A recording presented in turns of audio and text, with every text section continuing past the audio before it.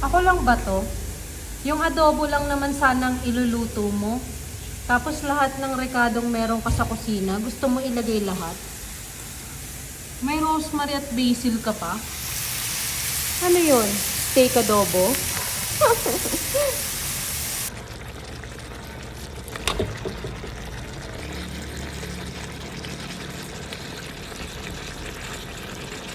Amoy steak dahil sa rosemary, pero lasang adobo dahil adobo ito. Explore sa mga lasa ng ating mga niluluto. Kung ano mang rekado ka dyan, meron, lagay mo na lahat.